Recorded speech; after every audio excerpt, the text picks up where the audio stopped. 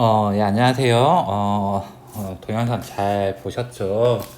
예, 오늘 수업은 이제 이어서 교재 52페이지 슬로시티부터 설명할게요. 슬로시티. 예, 이거는 최근에 전통 농촌들이 변화하는 방식인데, 전통 농촌들이 이제 벼농사 중심이었기 때문에 소득 수준이 많이 낮잖아요. 그래서 여가 공간과 농촌이라는 그런 이미지를 가지고 관광 산업을 발전시키기 위해서 좀 만들어낸 개념이라고 생각하면 돼요. 그래서 슬로시티는 말 그대로 어떤 걸 의미하는 거냐면, 슬로시티는 느리게 가는 뭐 그런 동네, 그런 의미를 가지고 있는데, 느리다는 부정적인 이미지보다는 천천히 여유를 즐기면서 뭐 그런 이미지를 가지고 있는 그런 동네라고 생각하시면 되고요. 그리고 최근에 농공단지 같은, 이건 뭐냐면 지역의 특산품을 가공해서 제품으로 만들어내는, 뭐 예를 들면 선생님 고향 같은 경우는 충북 영동인데 포도가 되게 많이 생산이 돼요. 네, 포도가 많이 생산되니까 주변에 어떤 공장이 만들어졌냐면 포도주를 만들어내는 공장이 입지를 했어요. 그래서 포도를 활용해서 공장을 만들어내는, 농업과 공업을 연결하는 이러한 것도 많이 만들고요. 가장 많이 형성되고 있는 게 체험 마을이죠. 체험 마을. 그래서 딸기 체험 해서 딸기를 가서 사 먹는 게 아니라 딸기를 가서 직접 수확하고 그 수확한 걸 가지고 오는, 그래서 관광하고 농업 판매 이걸 같이 하는, 그래서 꾸준히 2차 3차 산업의 비중이 증가하고 있다, 이렇게 보면 되고요.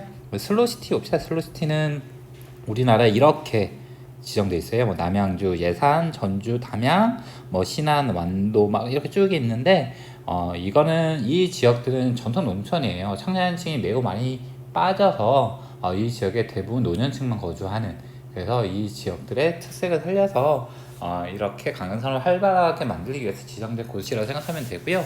그리고 여기 이제 없는 내용 중에 한 가지만 더 적을게요. 뒤에 자료가 있는데, 그게 뭐냐면 도농통합시라고 한번 보시죠. 도농통합시라는 걸 적을게요. 뒤에 자료 나오면 다시 한번 설명을 할게요, 선생님이.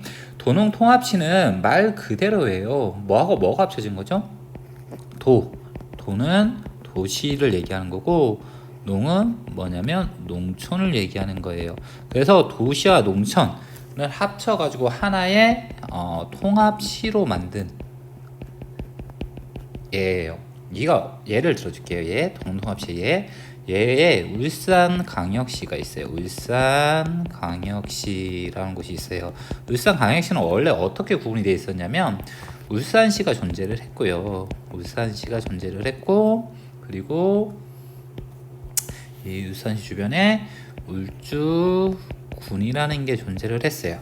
그래서 울산시는 당연히 도시 지역이고 울주군은 농촌 지역이었어요.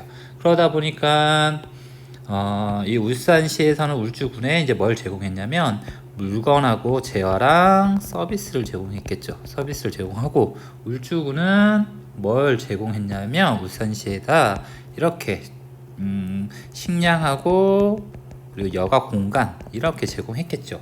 그래서 울산시하고 울주군은 시하고 농촌 지역인데 같이 서로 연계돼서 상호작용을 해서 서로 같이 생활하는 하나의 뭐가 되냐면 하나의 생활권이에요.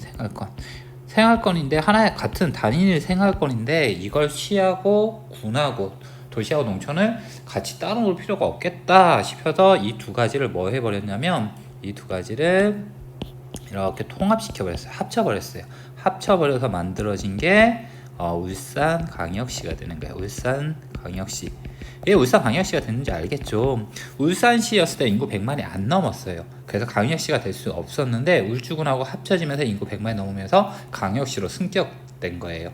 그래서 이렇게 도시와 농촌지역, 단위 생활권의 도시와 농촌지역을 합쳐서 하나의 도시로 만든 걸 도농통합시라고 얘기한다, 이렇게 이해하시면 되고요. 도농통합시는 53페이지 보면 자료가 있어요. 네, 죄송해요. 이게 화면이 꺼졌어요.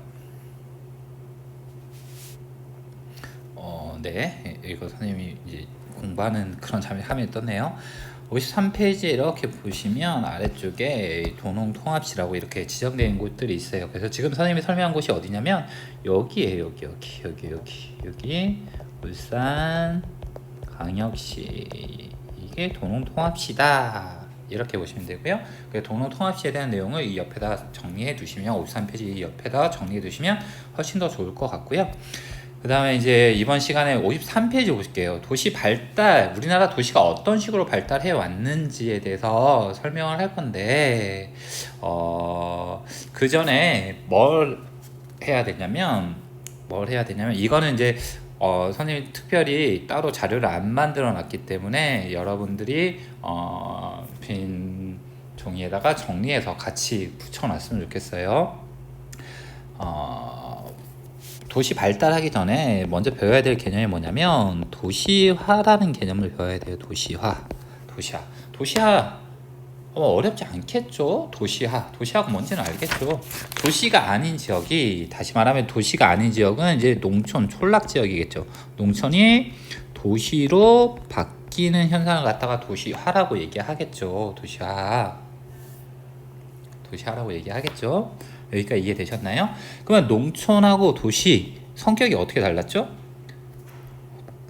그래서 도시화라는 거는 농촌이 도시로 바뀌는 건데, 농촌에서 도시로 되려면 먼저 인구가 어떻게 돼야 될까요?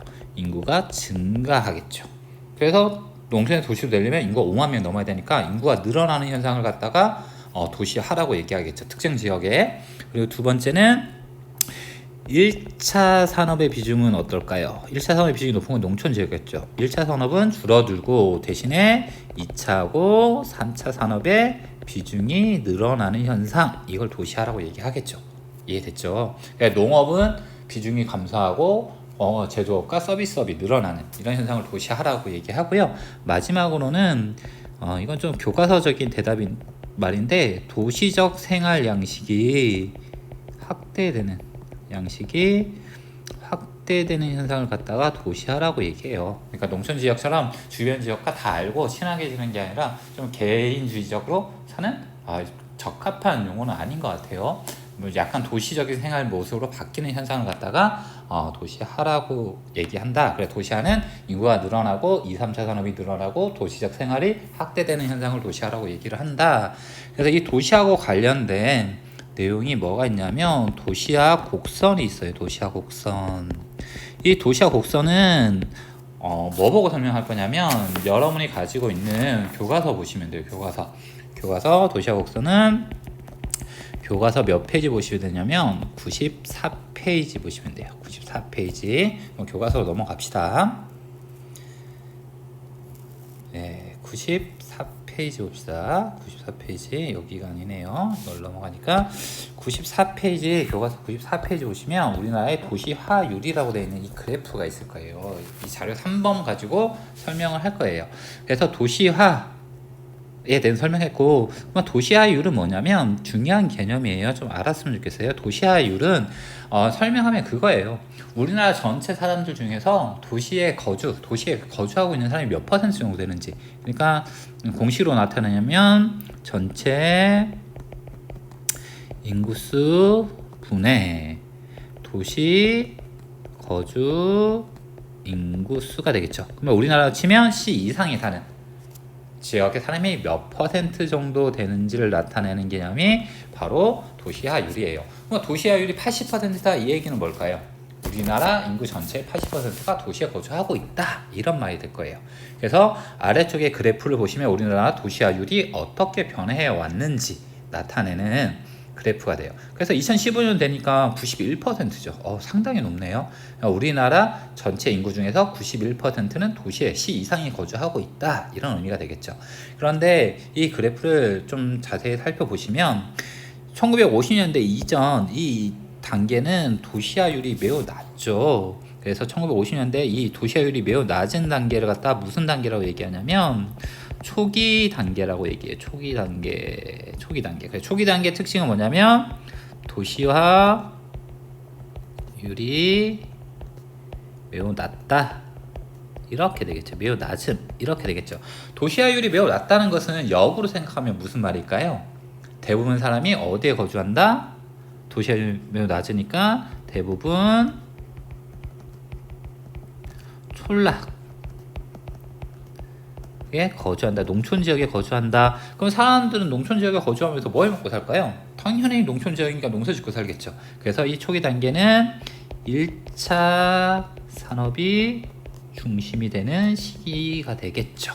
이렇게 정리가 되고, 두 번째 자료는 이 부분이에요. 60년대 이후, 70년대 이후부터 90년대까지 이 단계를 봅시다. 이 단계의 가장 큰 특징은 뭐냐면 도시화율이 급격하게 막 높아지죠. 도시화율이 기울 게 급하잖아요. 그래서 도시화율이 급격하게 높아지는 이 단계를 무슨 단계라고 얘기하냐면 가속화 단계라고 얘기해요. 가속화 단계.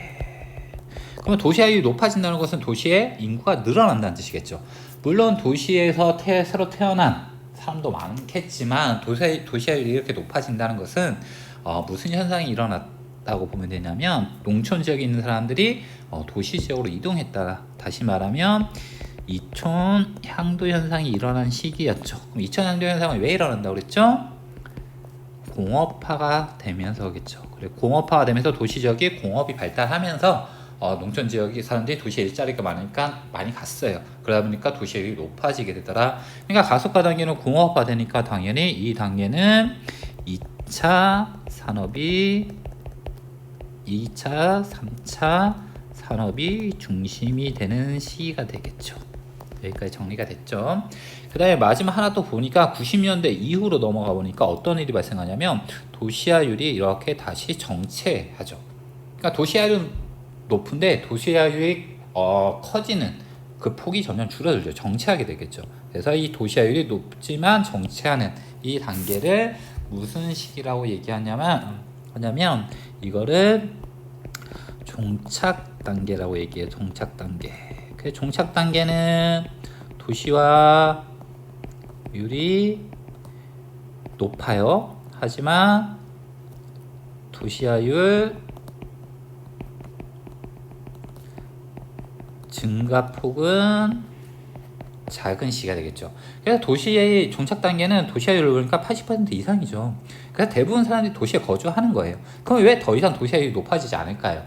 뭐가 끝났기 때문에 농촌 지역에서 도시로 오는 사람들이 이미 다 이동했기 때문에 더 이상 올 사람이 없어요. 그러니까 도시 지역에 더 인구가 늘어날 수 없게 되는 거죠. 이걸 종착 단계라고 얘기하고, 당연히 이 시기에는 대부분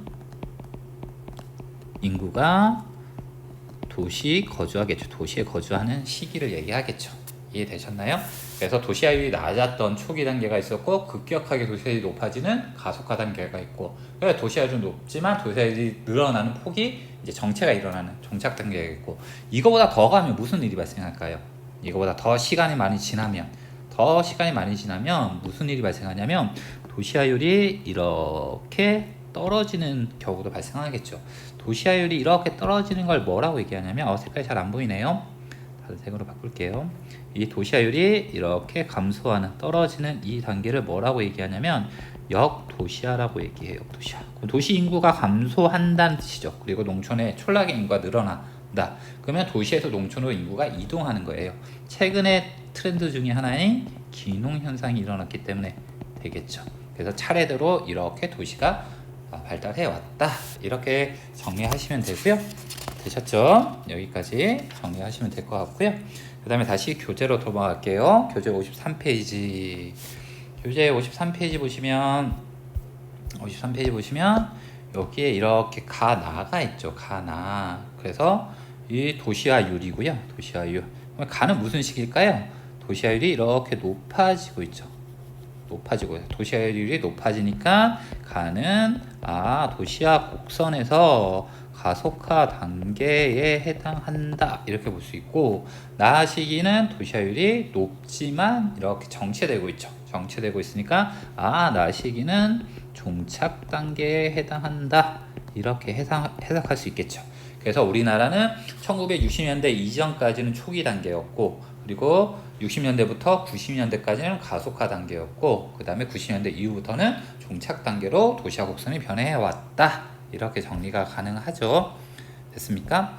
그러면 위쪽에 한번 봅시다. 우리나라의 도시 발달 과정 봅시다. 도시 발달 과정. 그래서 이렇게 60년대, 70년대, 90년대 이렇게 나오는데, 이걸 선생님이 조금 더 자세하게 정리를 할게요. 그래서 이제 두 번째 선생님하고 수업할 내용은 위쪽 부분에다 좀 정리를 했으면 좋겠어요. 우리나라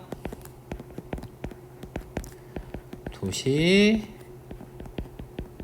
발달 과정이에요. 언제부터 살펴볼 거냐면 일제강점기부터 살펴볼게요. 일제강점기. 그럼 일제강점기 때 어느 지역의 인구가 늘어났을까요? 그럼 일본이 우리나라 식민 지배를 하는 목적에 따라서 달라졌겠죠.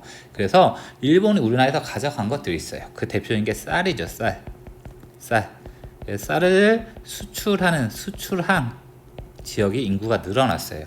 그 대표적인 곳이 어디냐면 우리나라 쌀은 어디에 생산량이 많나요? 아무래도 쌀은 평야 지역에서 농사를 지어야 되니까 우리나라에서 전라도 지역이 평야 지역이 많으니까 전라도 지역에 쌀 생산량이 많겠죠. 그러다 보니까 전라도의 대표적인 항구였던 군산하고 목포 지역이 도시로서 커지는 거예요. 그래 군산하고 목포의 인구가 일제강점기 때는 많이 늘어나게 되고 도시적인 면모로 변하게 됐고요. 두 번째는 북한 지역이에요. 북한이 우리나라에서 무슨 정책을 실시했냐면 병참 기지화 정책을 실시해요. 이제 일본이 우리나라뿐만 아니라 중국과 이제 전쟁을 하게 되면서 전쟁에 필요한 모든 물자를 갖다 수탈해 나가는가. 그래서 우리나라를 전쟁을 준비하는 기지로 만든다. 그게 병참 기지화 정책인데, 그래서 많은 무기들을 만들어내야 돼요. 무기를 만들어내려면 무기들은 이제 철로 만들고 막 그러잖아요. 그러면 철이란 자원이 필요하고 또 이거를 가공하려면 전력이 필요하겠죠. 그래서 자원과 전력이 풍부했던 지역이 어디냐면 우리나라에서 그 당시에 일제강점기 때 강북 지역이에요. 강북 지역.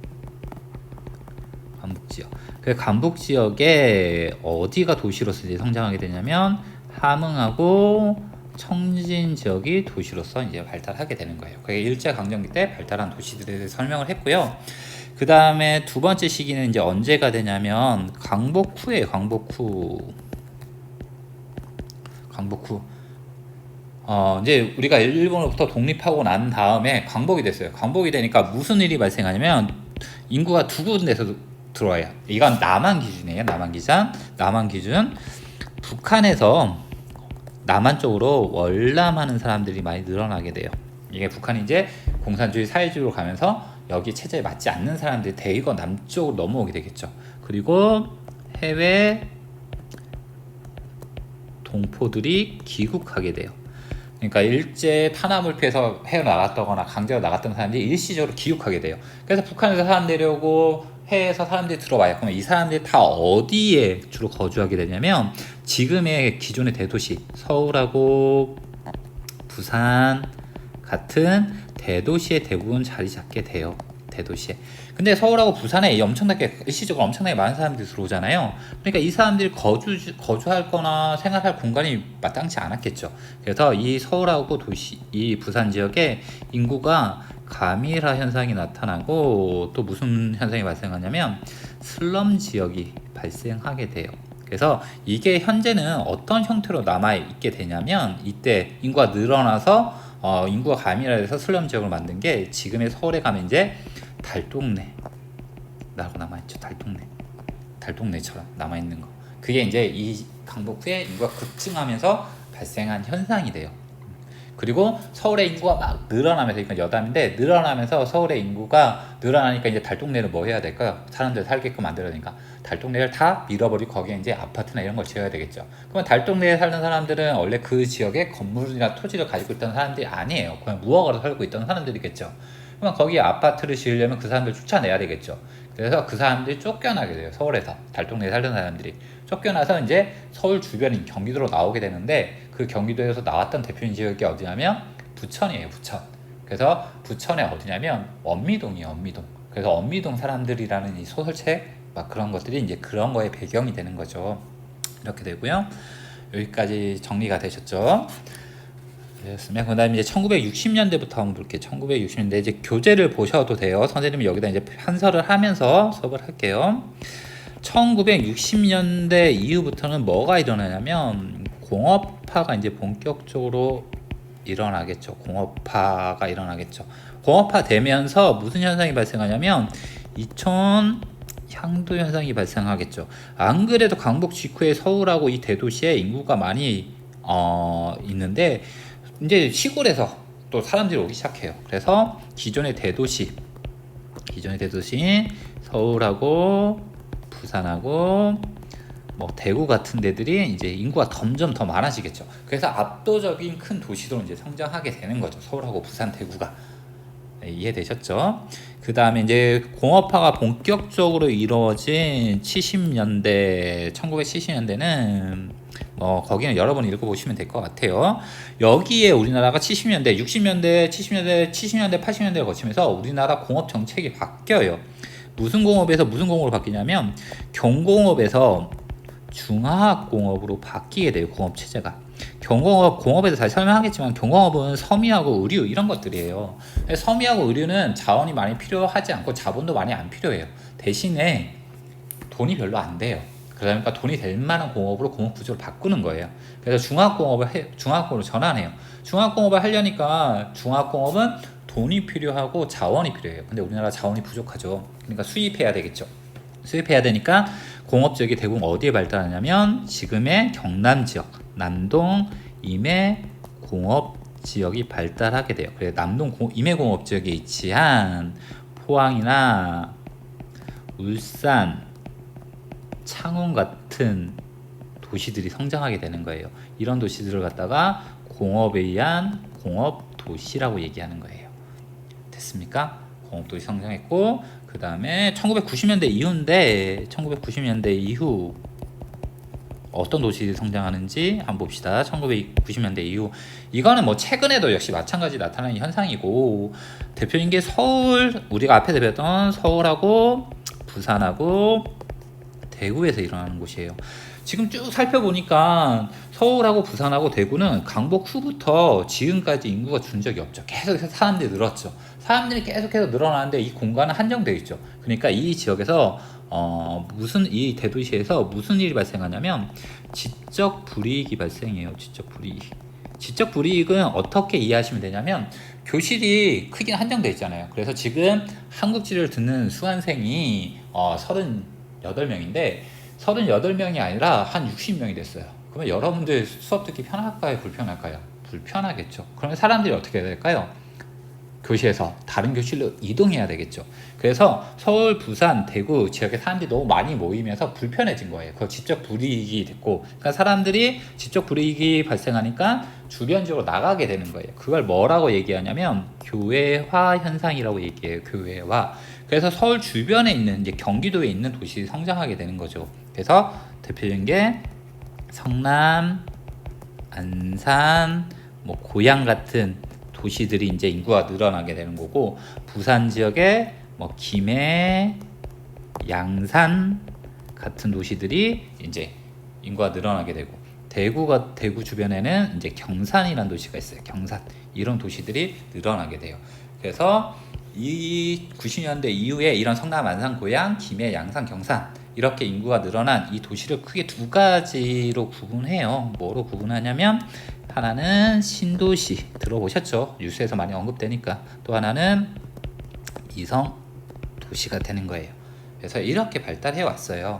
그러면 이거 가지고 이제 교재에 돌아가서 정리를 할게요. 그래서 1960년대까지는 뭐라고 정리하면 되냐면 그냥 기존의 대도시들이 계속해서 발달해요. 서울, 부산, 대구, 지방, 강주, 지방의 핵심적인 역할을 했던 도시들이 성장하고, 1970년대부터는 이제 공업 도시가 성장하게 되죠. 공업이 입지한. 그래서 우리나라 중화공업이니까 남동 임해 지역, 포항, 울산, 창원, 마산 이쪽 지역이 되고요. 그다음 90년대 이후는 교외화 현상에 따른 위성 도시하고 신도시들이 이렇게 성장하게 돼요. 됐죠? 그래서 1차 강점기 때는 전라도 지역에 이제 쌀 수출량이 군산하고 목포가 성장하고, 그리고 간북 지역에 청진하고 함흥이 성장했다가, 그다음에 강복 후부터 1960년대까지는 기존의 중심지 역할을 했던 서울하고 부산, 대구 같은 대도시 위주로 성장해 가다가 1970년대 중화공업을 육성하면서 남동 임해공업 지역이 만들어지고 포항, 마산, 뭐 울산, 창원 같은 이제 그런 도시, 공업 도시가 성장하고, 최근에는 이제 기존의 대도시에 인구가 너무 많아지면서 사람들이 밖으로 빠져나가는 교외 현상에 의해서 대도시 주변에 있는 고양, 뭐 성남, 일산, 안산, 그리고 김해, 양산, 경산 같은 위성 도시하고 신도시들이 성장하게 되었다. 이렇게 이해하시면 돼요. 되셨죠? 그러면 이 과정을 그래프 가지고 선생님이 설명을 할게요. 이렇게 변해왔어요. 여기가 한 가지는 여러분 좀 기억해 뒀으면 좋겠어요. 2015년도 보면 우리나라 10대 도시, 인구가 가장 많은 10대 도시가 쭉 나와 있어요. 그래서 이 부분을 좀 알아두셨으면 좋겠고요. 그래서 10대 도시 어디까지 기억해 두시냐면 이렇게 나눠서 창원까지, 서울, 부산, 인천, 대구, 대전, 강주, 수원, 울산, 창원, 이 순서 좀 기억해 두시고, 이렇게 끄는 이유가 뭐냐면 창원까지가 인구 100만 명이 이상이 돼요. 그러니까 100만 명 이상이면 선생님이 광역시라고 얘기했는데 여기 광역시가 아닌 곳이 두 곳이 있죠. 수원하고 창원이 있죠. 그러니까 인구 100만이 필수적 이제 100만만 넘으면 무조건 광역시로 승격하는 게 아니라 인구가 100만 명이 넘으면 광역시로 승격할 수 있는 조건이 돼서 신청을 하는 거예요. 그 신청이 받아지면 이제 광역시로 승격할 수 있는 거고. 이해되셨죠? 그러면 서울하고 하면 부산을 한번 봅시다. 서울하고 부산을 보니까 1960년대도 한 250만 명 됐고, 부산은 100만 명 조금 넘었네요. 2배 이상 차이 나죠. 그리고 1985년 보니까 부산은 350만이고 서울은 한 970만 정도 되겠죠. 역시 2배 넘죠. 그리고 2015년도 역시 2배 넘죠. 이렇게 서울하고 부산의 이 차이에서 우리는 뭘 살펴볼 수 있냐면, 서울의 인구가 부산 인구의 2배 이상 되죠. 이런 현상을 갖다가 중요한 내용이에요. 좀 알고 있으면 좋겠어요. 종주 도시화라고 얘기해요. 종주 도시화 현상이라고 얘기해요. 그러면 이거는 균형적인 거예요, 불균형적인 거예요? 균형적이라는 것은 도시에 골고루 인구가 분포해서 도시가 골고루 발달하는 게 균형적인 분포가 되겠죠. 근데 서울에만 너무 집중돼서 인구가 분포하고 있죠. 불균형적인 발달을 얘기하는 거예요. 이렇게 보시면 되고, 이제 이 그래프가 선생님이 정리를 할게요. 서울, 부산, 인천, 대전, 강주까지 이렇게 묶을게요. 여기는 조선시대부터 이 지역에, 각 지역의 대표적인 도시였어요. 물론 인천 빼고요. 기존의 대도시예요. 그래서 인구가 계속해서 증가했죠. 인구가 계속해서 늘어났어요. 하지만 대도시 공간은 한정되는 인구가 계속해서 늘어나니까 뭐가 발생한다고 그랬죠? 직접 불이익이 발생하죠. 직접 불이익이 발생하면서 인구가 감소하는 현상도 나타나고, 인구가 감소하지 않아도 인구 증가가 정체되는 현상이 나타나고 있는 지역이다. 이렇게 이해하시면 되고요. 그 다음으로 구분해 볼게요. 그 다음으로 선생님하고 살펴볼 게 어디냐면 수원, 그리고 고양, 부천, 성남 이런 지역이에요. 이렇게 묶을게요. 이렇게 수원, 고양, 성남, 여기가 바로 선생님이 마지막에 설명했던 이성도시하고 신도시의 성격을 가지고 있는 성장한 도시들이 되고요. 그 다음에 울산, 창원, 마산 이런 지역 있죠. 이런 지역, 울산, 창원, 마산 이런 지역은 이제 공업화되면서 성장한 공업 도시의 성격을 가지고 있는 거예요. 그래서 우리나라 도시의 성장은 기존의 대도시 성장했고, 그 다음에 공업 도시들이 성장했고, 최근에는 위성 도시하고 신도시들이 성장하더라. 이렇게 정리를 하시면 되고요. 이렇게 정리하시면 됩니다. 도시 두 번째 넘어갈게요. 도시 발달 과정의 특징 쭉 정리해놨는데 그냥 여러분들이 그냥 보시면 될 것 같고요. 선생님 이거 가지고 정리를 할게요. 이거 가지고 이 그래프 가지고 이 자료 가지고 정리할게요. 서울하고 부산의 인구를 이렇게 쭉 보면 이렇게 두 가지 지역을 이렇게 쭉 살펴보면 다 2배 이상이 되더라. 그래서 앞에 설명했죠. 무슨 현상이 나타나는 걸 알 수 있다. 종주 도시화 현상이 나타나는 걸 알 수가 있다. 이렇게 볼 수 있고, 그 다음에 순위가 바뀌었죠. 대구가 3번째인데 이 2015년대 이 순위를 좀 기억해 두셨으면 좋겠어요. 그래서 인천이 인구가 폭발적으로 늘어나더라. 대구는 인구가 이제 정체되는 경향을 보이는데 인천은 많이 늘어났죠. 이렇게 보니까. 그래서 일어나는 이유가 인천이 이제 공업이 발달하면서 이유도 있는데, 서울에 사람들이 인천으로 나오면서 또 하나의 영향이 되겠죠. 그래서 이거 보시면 될 것 같고요. 그래서 70년도에 어떤 도시들이 있냐면 마산이라는 도시가 있죠. 근데 95년도에 없어졌고, 그 다음에 2015년도에도 없죠. 그리고 울산이라는 도시가 이제 등장하게 되겠죠. 75년만 돼도 25만 밖에 안 됐어요. 울산. 근데 100만이 지금 넘잖아요. 이런 도시들이 이제 공업 도시의 성격을 가지고 있는 거고, 그 다음에 여기에 성남, 부천, 수원, 고양 이런 도시들은 이제 신도시적 성격을 가지고 있다. 이렇게 정리하시면 될 것 같고요. 선생님은 창원까지는 좀 기억해 두시라고 그랬죠. 그래서 서울, 부산, 인천, 대구, 대전, 광주, 수원, 울산, 창원까지 100만 넘고 이 순서대로 인구가 분포한다. 이렇게 보시면 되고요. 네, 오른쪽 그래프를 보니까 권역별이란 말이 있죠. 이게 시험 문제로 상당히 많이 나오고, 선생님 1학기 때 냈었는데, 권역이란 말은 이렇게 나눠져요. 권역이란 말을 옆에서 정리를 할게요. 여기서 권역이란 단어를 정리를 하겠습니다. 권역이란 말은 뭘 뜻하냐면 강역시 특별시하고 도하고 합친 개념이에요. 그래서 수도권이라고 얘기하면 서울, 인천, 경기를 합친 곳을 수도권이라고 얘기하고, 그 다음에 충청권이 있겠죠. 충청권은 충북, 충남, 그리고 대전, 그리고 세종 특별시를 합친 개념이 되고요. 그 다음에 강원권을 얘기해 볼게요. 강원권은 강원도밖에 없겠죠. 강원도, 여기는 강역시가 없으니까. 그 다음에 호남권은 전라도를 얘기해요. 그래서 전북, 전남, 그리고 여기 강역시가 광주가 존재하죠. 광주. 그래서 합친 걸 얘기하는 거고, 그 다음에 영남권이 있죠. 영남권은 지금의 경상도를 얘기해요. 경상도.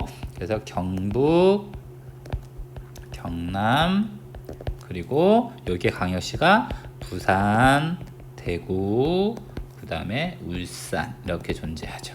그리고 마지막으로 특별자치도인 제주권이라고 얘기해요. 제주권은 크게 상관 안 해도 되고요. 보통은 강원권하고 합쳐서 많이 주어지니까 그렇게 보시면 되고, 그래서 권역이란 말이 무슨 말인지 이해해 주셨으면 좋겠고요. 다시 교재로 들어가서 수도권을 보니까 인구 분포가 이렇게 나타나요. 수도권의 인구 분포, 도시별 인구 분포의 가장 큰 특징은 뭘까요?